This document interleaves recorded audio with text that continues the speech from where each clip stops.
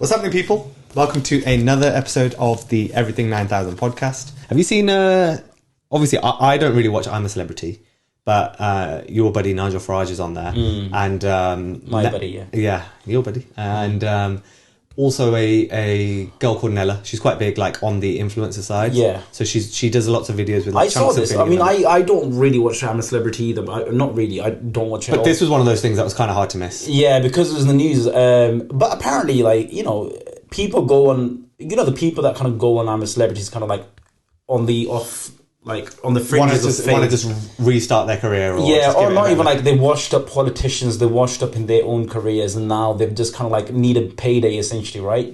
So obviously, you know, Farage saw a payday. What's his name? Matt Hancock last year saw a payday and stuff, and you know, trying to connect to the public and the voters and all that. Really, it's about the money, but then.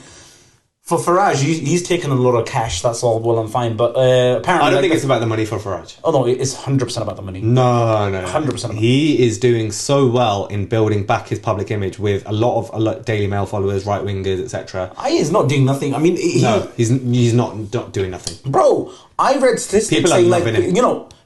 I've read statistics saying like the viewership for I'm a Celebrity since he's been on there has gone down. I've heard the same for Nella.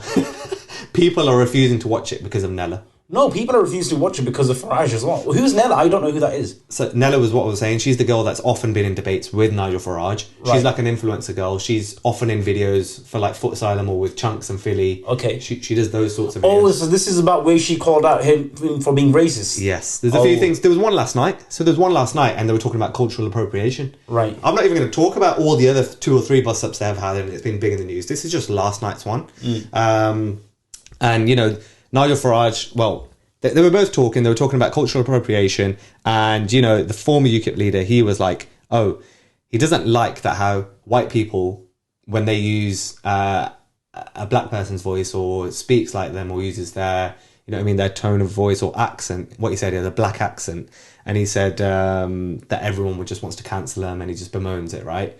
And then Nella was just all like, well, it depends on the context, right? It depends if they're like culturally appropriating and stuff. And he was just all like, oh, it's a can't win territory. And you're telling me, yeah, it's not for like, you know, the reason, this is what I read, apparently the reason he's kind of like gone in there is to connect to the younger voters of the country. But really, any person on I'm a Celebrity is there for the money.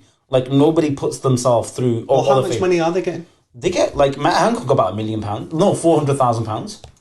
How much money? Yeah, I'm sure Matt Hancock got paid about $400,000. Did he win or anything though? No, but he got paid about £400,000 as a contract. I'm pretty certain. I'm a Celebrity. No, because £320,000. Oh yeah, and then even with 10,000 was donated to charity. What a good guy. Yeah, amazing guy.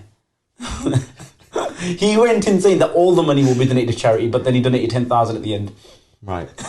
I'm pretty certain. I did the same. No, I'm pretty certain that was it. He was like, oh, I'm going to donate all the money to charity and stuff, but then... If you said you'd donate all the money to charity, would you? I would have to, yeah. No, you wouldn't. I would. You clearly don't have to. No, if I said... Amrit, me knowing you... Yeah? You would 100% not give all your money. If I've said, this is the money I'm getting, I'm going to donate all of it to the charity, I would... It doesn't mean shit. I'm sorry, Amrit. Nah. You and me both know. I know for a fact I would. No. Bro, are you mad? Amrit, we've had I think it was 5 or 6 episodes ago. I gave you a few scenarios, and you came to the eventual conclusion, like you have often with me in our friendship, that you are a hypocrite. No, I am. Of so course, everybody has hypocrisy in them. Yeah. Don't say that you don't. You've literally kicked off and switched off the podcast before because I've called out your hypocrisy. Right. You were happy to go to Saudi to play football. Right. You were happy to go to Saudi to play football. Yeah, because... And you're telling me that if you won £320,000, that wouldn't be life-changing money for you? It would be life-changing. So I wouldn't say I'll donate all of it to charity. You would be like, do you know what though? I did say that, but do you know what? There's 300 grand. No, but if I've gone on to something... I'll give 20. That £20,000 is going to make a lot of difference. I wouldn't make the statement, I'm going to donate all of it to charity. But if I've made the statement, I'm going to donate all of this to charity, then I would. Now, I repeat the point. Even if you've made that statement, yeah, it wouldn't mean shit. If I have made that statement, I will go People would call you... You would do exactly what you've just done. Flip your phone upside down. No, that's because I've got a text. Oh, I look at my text in there. I've got a text. But yeah, man, I mean, back to Nigel Farage. You know what? Personally, I think he's been smart. because there have been certain debates where, you know, he doesn't look like an idiot. And maybe Nella does. Like Nella, she makes sound points, but it just comes across, it doesn't come across the best, because she's like, oh, he's like, oh, where did you get that? She's like, oh, the internet. And he's like, oh, well, it can't be wrong then. Do you know what I mean? It's just the way he delivers points and says it. Deliver, but that's, you know, he's good at what he does. You can't deny that. No, everybody's good at what they do. Like, people like that are good at what they do, like manipulating stuff and trying to, like, for example, why do you think that guy, what's his name, man? Who? Andrew Tate. Like, why do you think he's so popular? It's not because of, you know, everybody agrees with, like, everything he says. It's the way he manipulates information and manipulates other people, right? To get his points across, even though they're completely fucking ludicrous, right? And it's saying people like that. For example, even Nigel Farage, they'll stoke hate and stuff. And then, but they'll sound like, oh, but I'm telling the truth. But it's like, oh, you're not, really not. It's like Donald Trump, you know, for example, he'll tell 40,000 lies, right? But he'll tell it in a way, it'll make like people be like, oh, but he speaks the truth, man. It's about manipulating. It's about using the information you have and using it in a way that where you manipulate other people, where you sound normal with the most ludicrous things. It's every fucking dictator does that. You know, I wish I had that ability. You know? No, but like it's like I think that would be sick. Be able to chat shit, yeah, like you chat shit, but without the eloquence. Right. Okay. If I could do that with eloquence, so this there is would what be I mean. no This is what I mean. So I can't be eloquent about the shit I chat. You know what I mean? So like you see through me. So that means I'm a good person. I should be trusted. Whereas it means on the face of it you're a cunt, but deep down you're a good guy. Yeah, I'd agree with that. No, but I'm just saying, like, for example, that's the whole point of these sort of leaders and these sort of people, is that they manipulate, and the way they use information and stuff, they manipulate the other person. There was a whole discussion around cultural appropriation. Do you think that's wrong? Cultural appropriation in general? I mean, that's a bit of a fucking wide question that you're asking me. Like, I wasn't prepared for this. Like, what the fuck? Yeah, I think. But what's your definition of it? Like, give me an example. Like, for me, when I think of it, is where fashion shows are just. Yeah, I was gonna say, yeah, but like, yeah. So, Fashion for example, shows like, you'll get companies like, I don't know, like Boohoo or something that are selling like fucking shitty little saris for like £400. Right. You know what I mean? Right. Like, but then the point is, right, people on the side that are saying, oh, cultural appropriation is wrong, they're like, oh, Boohoo or whoever it is, they don't understand the cultural significance, they don't understand the years of history, also, tradition. You know, one thing that really pisses me off... But why does that matter? No, but one thing that really pisses me off as well, like, the one that gets my goat with cultural appropriation is, like, you'll see a lot of, like, food creators, like, food content creators, right? Right. And this is something that came across, it's like, so, you know, it's a Caucasian, it's a white lady, right? Okay, yeah? Caucasian lady, right? Yeah. And she's got this, I can't remember the name of the page or her, but I remember seeing that. So she was making like a peanut butter, what's it called? What's cholle in English, man? Chickpeas, yeah. So she was making like a peanut butter chickpeas curry.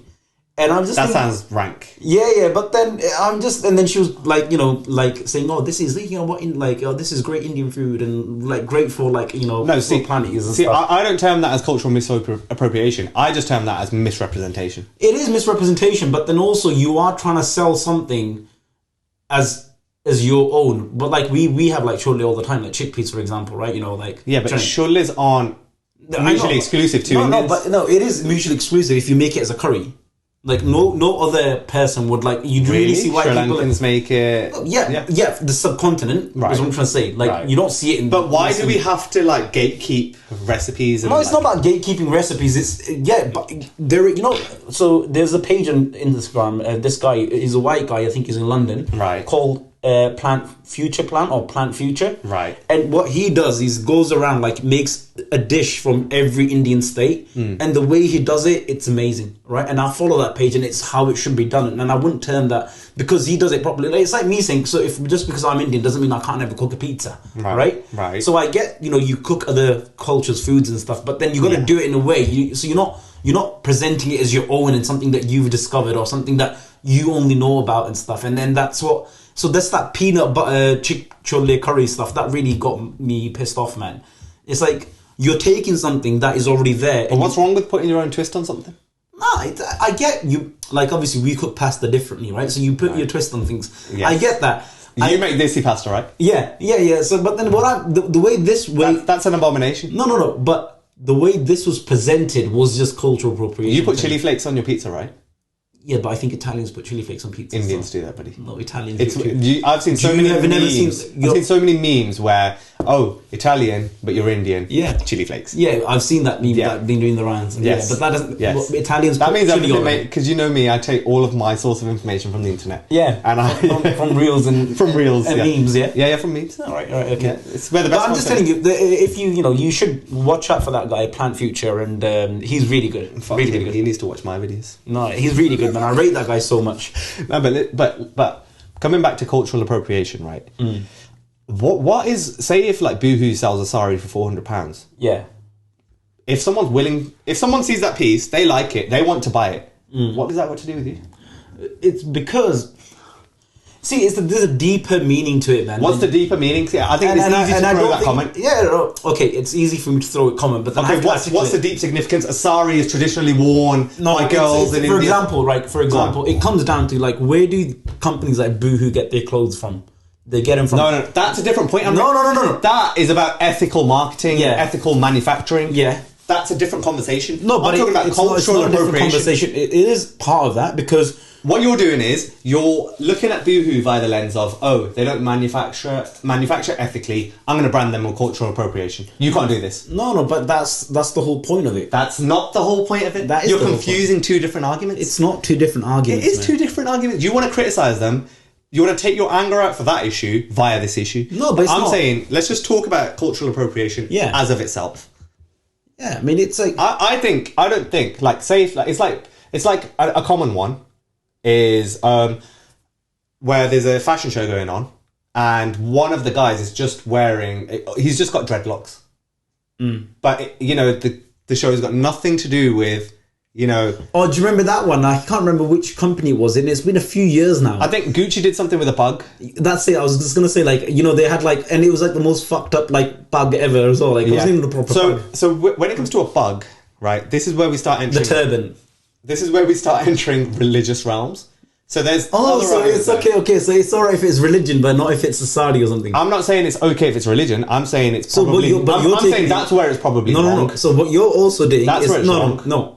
What you're also doing is confusing like religious sentiments with cultural appropriation. It's two different arguments, bro. Religion is one thing, culture is one thing. Yeah, exactly. Culture and religion are two different things. No, exactly. So why are you mixing your religious sentiments with cultural appropriation? Why were you offended that somebody wearing a Gucci doing a show with the guy wearing a turban and a suit? Why were you offended by that and deem it as cultural appropriation? Because that's religious and not cultural. Oh, so you're saying it from a religious sentiment, not cultural. So you're saying what they did was not cultural appropriation, but rather hurting religious sentiments. Correct. Okay. That's my point there. Right. Okay. Exactly. I'm glad you got there yourself, because I couldn't be fucked to explain that. So I'm glad you got that. What I'm saying is, where it's religious, it's different. But where it's cultural appropriation... Right? So you think it's okay? So for instance, let's use a different one. What's a typical cultural... say if Gucci tomorrow want to do a whole show about corte pajame, right? There's going to be an outcry. Oh, cultural appropriation. What do you know about corte? My mama wears this while eating his matri and having cha. What does Gucci know about this? Who the fuck gives a shit? No, I get what you mean. Right. But and this is... See, I'm going to bring it back to my point. It comes down to like...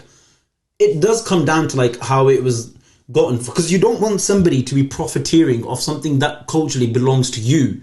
Why does it belong to you? Because you were born into it.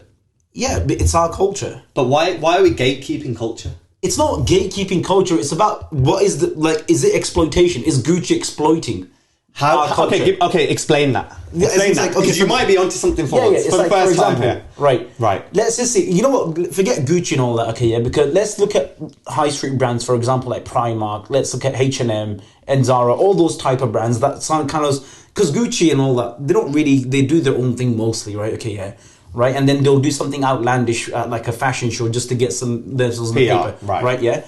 But when you look at high street brands and stuff, they normally delve into that kind of culture a bit. They'll sell certain clothing that look, for example, like a sari. It's not entirely a sari, but it'd be like a take on a sari. Yeah. Or it could be like different things, right? Okay, yeah. Or an African top or something like that. Yeah. That is, I think, culture appropriation where it's bad, because essentially what they are doing and the way they get those clothes is essentially they're profiteering off somebody else's culture, in the sense that, and they're not, And usually when you've got high street brands, for example, like Zara, H&M, all of their clothes and stuff, they're made in the subcontinent, right? Okay, at the very, like a minuscule kind of expense. If I've come from India for the first time, I'm walking through Boring, I'll pop into H&M, and I see a top that relates to my culture and where I've just come from. Yeah, but it's not... I'll be like, yo, that's sick. No, it's sick. It's good for you, right, in that sense. I.e. the consumer that will pay. Yeah, the consumer. So what's wrong with me that if I pay for that and they profit? But then what's wrong with it? But then it's how they profit is what I... Who should profit off that clothing? So you're saying whoever develops a culture, no, it's not, only they can ever make clothing or anything around it. It's not about only they can profit. Right. It's about like the power balance between the two, right? It's about the power dynamic between the two. So if you've got a company like H&M... So you're saying H&M should go into villages in India and pay them a percentage of the profit because they got the idea from that? No. It's not that. You mistake, like you're blowing what I'm saying out of proportion. Explain it to me. For example, let's say these companies that get their clothes made, you look at, you bought something from H&M or Zara, it'll say made in Bangladesh, made in India, right? Right. And the conditions that those people work in... No, see, you're talking you're talking about ethical manufacturing. And then I'm going to tell you how that links with cultural appropriation and where it's wrong.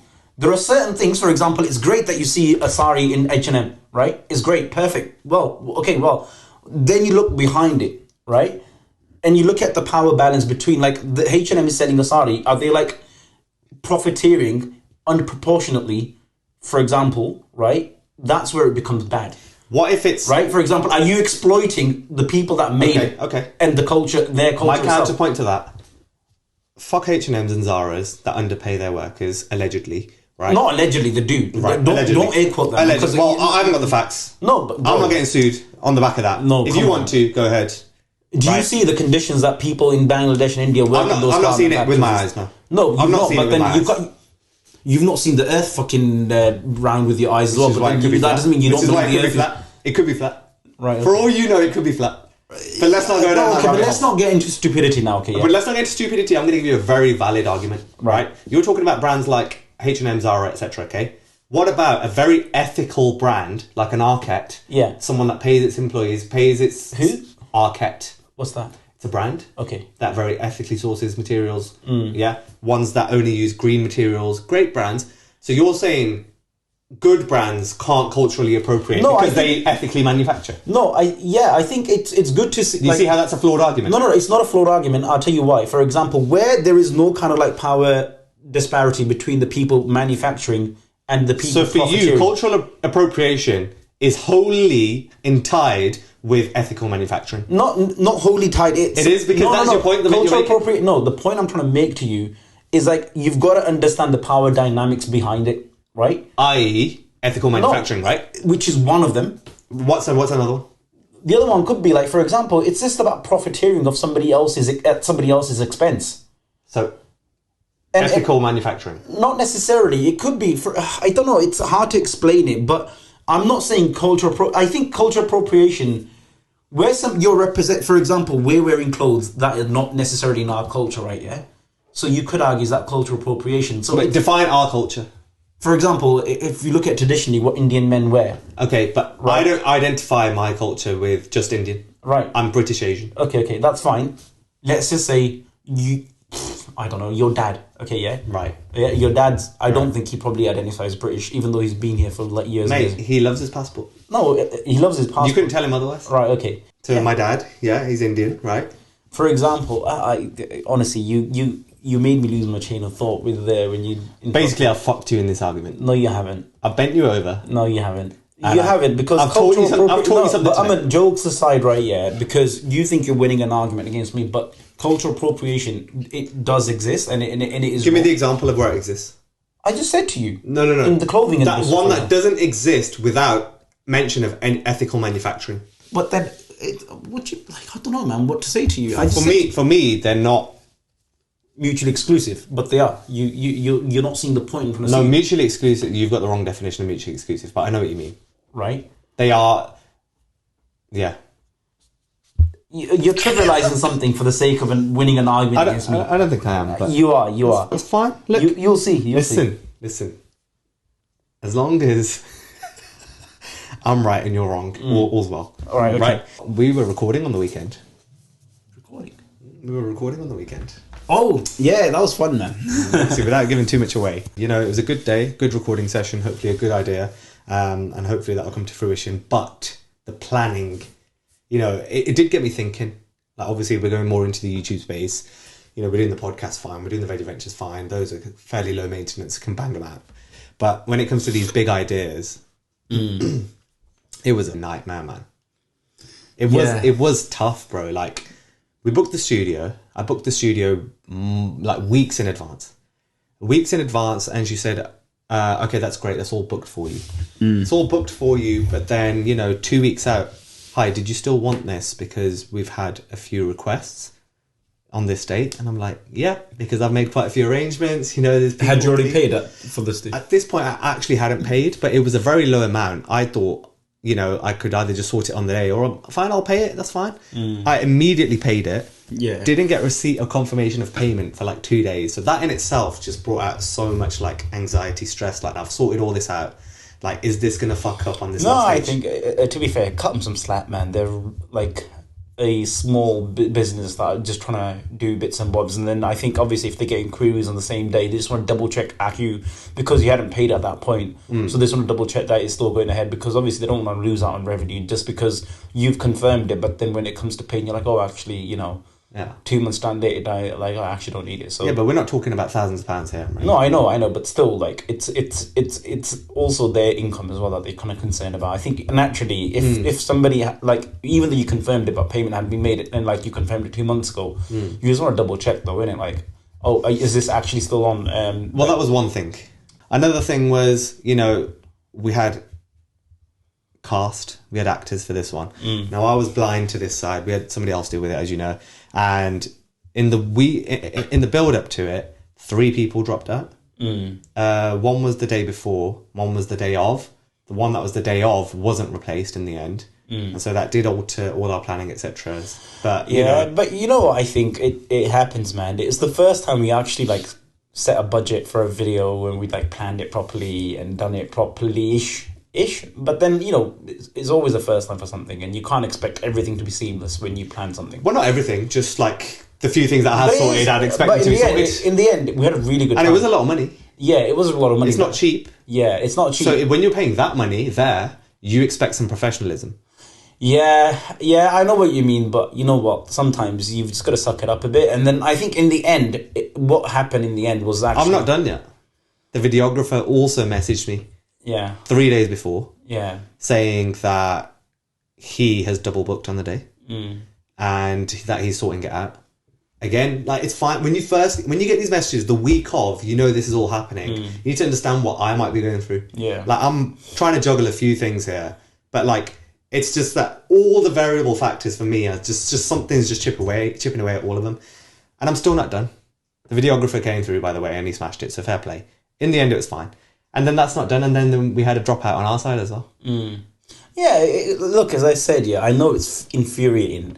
And I know it's not just infuriating, though. I wasn't even infuriated. Yeah. It's stress. It's stress, but then, look, to be fair, I mean, I leave the organisation of everything to you because you're the person who runs around. I'm actually the talent that comes up and, you know, does the thing. Right. Right? You know, this is... People pay to watch me, right? No, but yeah, it just gets you thinking about it. It's not easy. It's not easy. No, it's never going to be easy. Like if this was easy, like even organising these podcasts can be sometimes stress. Like, you know, so it's fine, man. It's part and parcel of the game. You got to play the game. Are you done moaning and bitching? Yeah, man. And feeling sorry for yourself? No, I think. Do you know what it is? I think sometimes, like from the outside especially, the narrative can very much be, oh, YouTube, it's not really rated. But then when you actually go through it now, like how we're going through it, and you understand the ins and outs, I think it puts into a lot of perspective. Obviously, when I watch other people's work too, I understand it more. And I think it puts into perspective that work is work, bro. Doesn't matter what you do. Yeah, I mean, we take it seriously now. So, you know, it's just about... And plus, like, we are very, like, we've only just recently started taking YouTube seriously. As in, like, you know, we're thinking of ideas, we're thinking of different things to do and stuff, and we're kind of having to put money into things.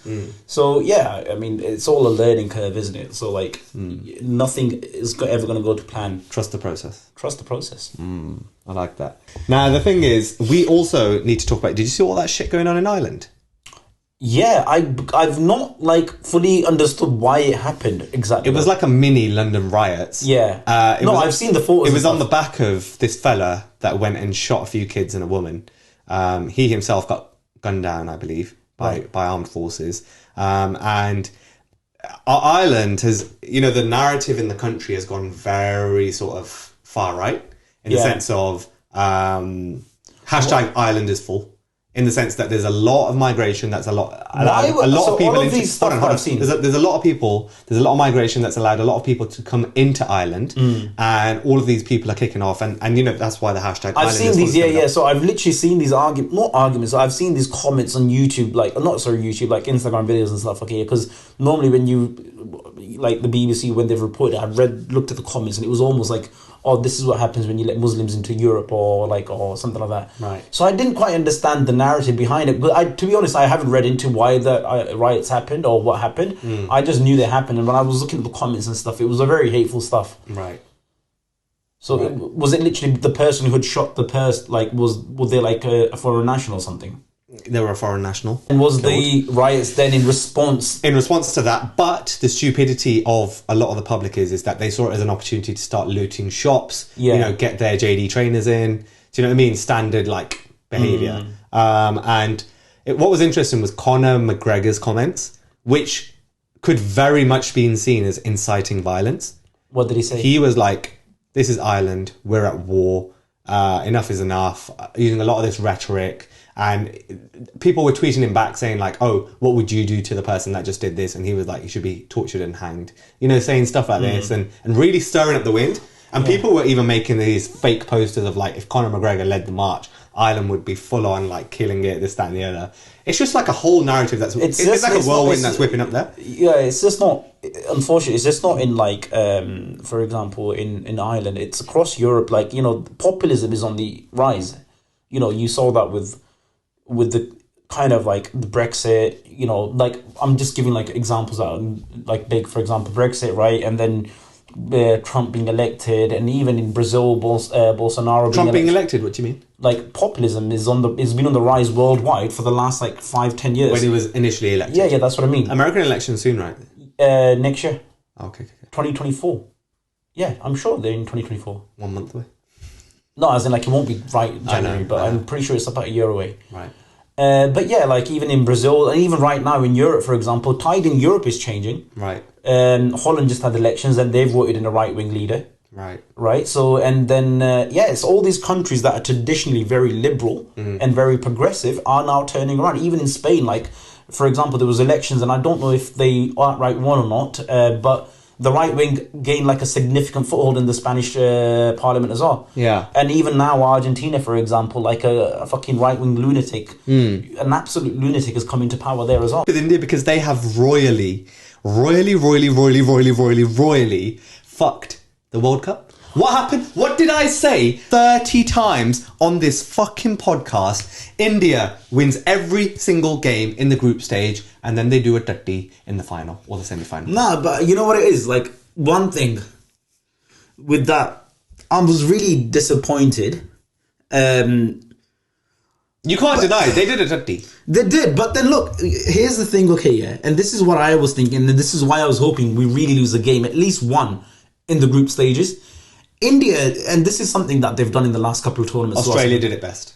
Yeah. Oh yeah, 2015 World Cup, India won every group stage game. They were top of the group. 2019, top of the group. Yeah, it's just like the one thing you can't fault though is Rohit Sharma's captaincy and the way he has played throughout the whole tournament, right? But it's all irrelevant. It's not irrelevant because who cares? It's hurt because like he led. Normally captains are like, we're going to go out there, like, put it to them. Yeah, he led from the front, but it means nothing. It means, look, there's 11 games. 11 games that they played, okay, yeah? And they played 10 of them absolutely to the T, perfectly. Along the way, out of 11 games, you're going to have one miscalculation, and it just happened to be in the final. When they first played Australia, they were that dolly of a dropped catch of Kohli away from also getting battered in that game. Yeah, but then I think it would have been better if like they did get battered in that game, right? But that's what I mean, that papered over the crack. Yeah, it didn't paper over the crack because To be fair, India were going really. There's really a lot of talk of these. You know what? For me, India got played in India. Yeah. And let me tell you why. Because Australia, a lot of these players, they are in the IPL. You know, I can just off the top, David Warner. You know, Maxwell. Pat Cummins played a couple of Pat seasons. Cummins, Mitchell Starc. Maxwell's been there for years. They've a good 7 or 8 of that team. Zampa plays. Yeah. All of them. They play IPL year in, year out. Yeah. And you know what? Every fucking person knows in the second half at night in a game, the dew is going to fall. Do you know what they were spraying before the game? That, we're going to spray all the ground here with this anti-dew formula so that the dew won't fall later. That was their thinking. That we're going to create these rough, abrasive conditions. India's going to post a total, and the spinners are just going to bowl Australia out of the game. And they fucked it. Yeah, they fucked it. And another thing is, the final shouldn't even necessarily be in Ahmedabad, in the Modi Stadium. Yeah. Right, that was done purely because of politics, right? But the final should be in Mumbai and Wankhede. Yeah, it was in 2011. Or could be in Kolkata in the Eden Gardens. Another great venue, Stadium, yeah. right? Why the fuck is it in there, bro? I would have loved for India to make 350, 380. Australia chased that down. Congratulations, you deserve it.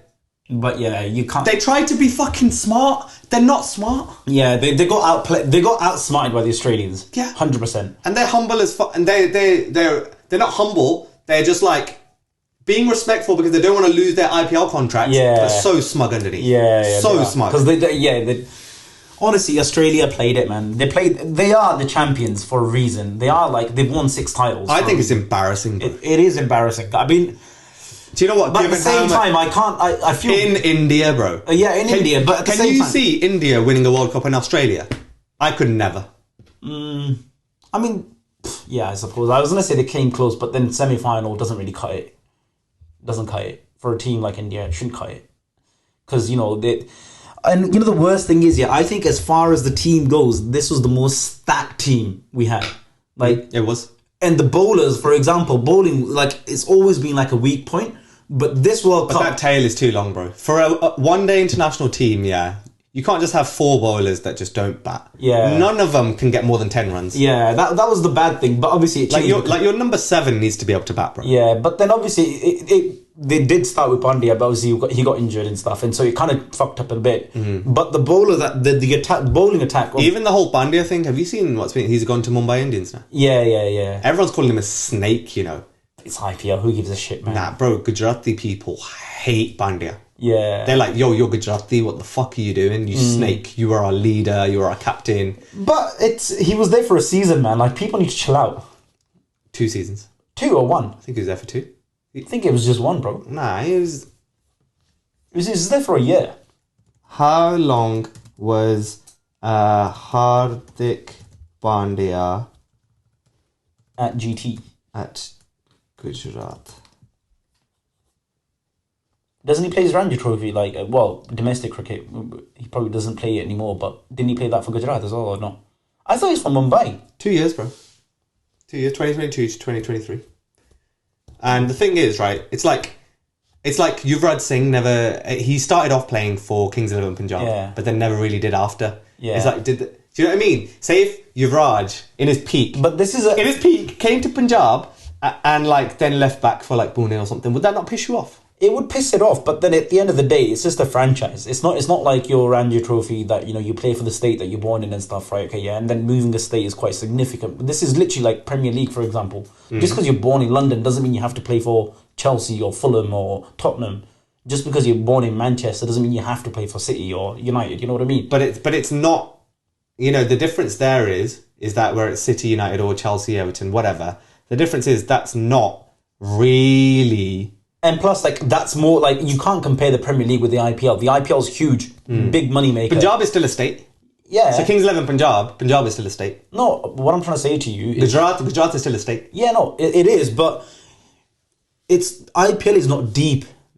What I'm trying to say to you is people... It is for Indians, bro. It is for Indians, but I'm just saying... Bro, have you seen... Those stadiums sell out more than World Cup games. No, I know they do. And obviously... People bleed yellow. Yeah. It's my long line... it's my lifeline like, it's my life dream to be able to go to an IPL game, man. Like, honestly, that's one thing I want to take off my That's not bucket list. hard. We will do that. Yeah, but I'm just saying to you, I know how huge it is, but people don't need to deep it that much, man. He was there for 2 years. Fucking hell, he's just playing cricket, man. Let him go play somewhere else if he wants to. He's getting more money somewhere else. Okay, would you not do that? If you're getting paid, just because, like, for example, we ask these people, they're employed in Ahmedabad, but then they get more money in Mumbai and they go to a company in Mumbai, would they not take it? Of course they would. You know what I mean? So people don't need to deep it as much, man. Yeah, I mean, Rahul Dravid is staying on as head coach. That news came out today. Yeah. I don't know how I feel about that. What? I mean, they did well. To be fair, the camaraderie that they built up in that team, it was there to see during the World Cup. And what else can a coach do? Right? He can set up the environments for the players to do their job. Yeah. Okay. So, you know what? I don't really know Rahul Dravid like that. I liked him as a player. I don't know how he is as a coach. But he built a good team. Seemed to do well. Right? Yeah, he built a good team. It'll be interesting to see where the ODI team goes, you know. And I don't care, bro. really? They ain't winning the next one. Yeah. All hype, no fucking... You know, it takes a few years to build a good ODI side, man. It takes 2 to 3. It takes more than that sometimes. Nah, it takes 2 to 3. You need the right momentum. Have you got any shout out for Australia, man? Glenn Maxwell's innings is now engraved in like legacy.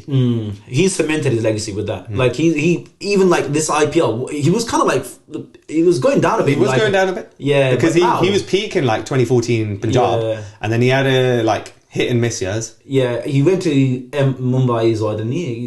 He went to Mumbai as well, correct? But he was on RCB. that. But like now, his fucking prize is gonna go through the roof after that innings, and plus he's been really well in the T20 series as well. Absolutely smashed it last game. 104. But this T20 series, like, who gives a fuck? Nah, I think it is important. Like, not important. Like, nobody's watching it. I get it's that. anything but important. No, it's important because you've got the T20 World Cup next year. And right now, the team that India put out is totally experimental. Right? Surya Kumar Yadav is the fucking lead captain. Well, all of a sudden, Surya Kumar Yadav... He's back in the fucking... He's back in form. Bro, how does he... I don't understand. You know what's funny? I've seen clips of him on Twitter, and people are saying, do you know what? I wish he'd have played for India in the World Cup. Yeah. I don't understand. How... Look, even in the World Cup, yeah, it wasn't like he came in, like, in the 20th over. He fucked it. He was coming in towards the end of the game. I'm sorry, I don't like to put people down in it, because you know what Cloud 9000 is about, you know, elevating and all but that. Honestly, I get that, yeah. But Sky... Yeah, he I don't know. You weren't in the sky. Bro, like, I don't understand. You're a cricketer. Like, just hit those fucking shots. Doesn't matter if you're playing in... Like, he was literally coming in at that point where there's about 10 overs, 5 overs to go. So he should have just been playing his T20 game. But the problem is he had 4 absolute donkeys coming in after him. That's the problem. He was at 6. And then he had literally... Imagine he had us next. Yeah. No, he had you next. No, I'll be sorry. If I was next, I'd get a 50. No, you wouldn't. You just need to look at what happened at Cloud Cricket. You just need to look at what happened at Cloud Cricket, mate. Yeah. You'd go off injured. Yeah, I know, but in practice, I was smashing it. In practice, but in the game, I smashed it. you're shooting about it. Nah, but yeah, you know what? Like, but the T20 team, this is quite an exciting team, though. Like, you know, with young players coming through. So I think. Well, who's the young players coming through? That Gaikwad hit a century. No, but he's actually been on the radar for a couple of years now. Yeah, so he's progressing well. Yeah. You know, Yashasvi Jaiswal. I'm really excited about him. He's gonna be like. Never heard of him. Really? Jaiswal. He smashed it in the IPL, so he had like the first full year. What? Who is she? No, bro, you're making the joke right here. He's about 22, 23. Yeah. He is going to be a future opener in the ODI side as well. How many future openers do we need, bro? We've got Shubman Gill, we've got Gaikwad. I think he's going to be the successor to Rohit Sharma. Well, Rohit Sharma's on his way out now in a couple. Like, I think they're going to have a meeting on the 22nd or 3rd of They're December. trying to convince Rohit Sharma to lead India in the 2020 World Cup. No, they're trying to convince him to like not lead. Basically, they're trying to fuck him off. Really? Yeah. I've heard otherwise. No, they're trying to fuck him off, man. But who would captain? Surya. Fuck off. Or Hardik would probably captain. Yeah, Hardik. Yeah. Surya. Because they put him in it, man. No, that's right. But I think Hardik is like being primed to be the next captain, I suppose. Yeah. But I'm pretty certain they're trying to fuck him off. Well, it'll be interesting to see who. Because Mumbai Indians want to keep Rohit Sharma as a captain. No, that's where I got confused. Yeah. Yeah, but it won't be Hardik Pandya as captain as Mumbai. No, not as long as Sharma's there. Not as long as Sharma's there. But Sharma's going to be there for like 5 years. Yeah. Like Dhoni. Yeah. Dhoni won the IPL at what, 37? Yeah. He doesn't give a fuck. Have you seen Dhoni, by the way? I've seen a lot more of him on social media recently. He's around in the G-Wagon now. He's living life. He's living life, yeah. But to be fair, he's done a lot of work. So, kudos to him. Chill out, bro. A lot of work. Bro, Look at you fangirling over him. I would fangirl. People are fangirl over Tony, right? And Yuvraj. And they don't like each other, though. and I know, and to an extent now, I'm hugely fangirling over Rohit Sharma, man. He honestly, I fell in love with Rohit Sharma during this World Cup. Broke my heart in the end, but I fell in love with him. Amazing. The most selfless leader in that fucking team. Sets it up for, Kohli getting all the accolades, rightly so, but not without Sharma, man. Not the way he was playing. Fucking hell, man. The first 10 overs, India just going for it, man. Like, Sharma will be on like 40 runs or 50 runs, and then Shubman Gill on the other end will be on 10 out of like 30, will be on like 4 out of 10 balls. And it's not even just like Sharma, like, rotating strike or something. It's just him facing all the first 10, like, majority of the... He played fearless cricket. He played fearless cricket. The problem is, like I said, they got outsmarted in their own backyard. In the final, yeah. In the final. When it matters the most. Do you know what it is? I think people that I wouldn't want to lose to most is Australia. Yeah. England. 100%. And they've won the last 2. Yeah. It's just... To be fair, England... Australia before that. England's victory in 2019 was a bit of a fucking... fuckery, wasn't it? Like with the New Zealand stuff. Yeah, it was a fuckery to another level, man. Yeah, it was. But do you know what? I feel bad for New Zealand though. I would have wanted it to be an India-New Zealand final. I rate them purely because being such a small nation with a small population, they bring out that level of talent. You've got to rate that. And get to tournaments like far into tournaments. But just stick to rugby, man. Stick to rugby. I think they've got good people. It's a brown man sport. Nah. Unless you're Australian. Unless you're Australian. It's a sport for a country with a lot of heat. Let's put it that way. Let's settle on that. That's all I've got to say. You got anything else, Amrit? No. Thank you for tuning in to episode 51. Oh, we hit 50 episodes, by the way. Really? Well, last episode. 50 episodes of chatting shit. 50 episodes of chatting shit. Yeah, bloody hell. Yeah. Here's to another 50.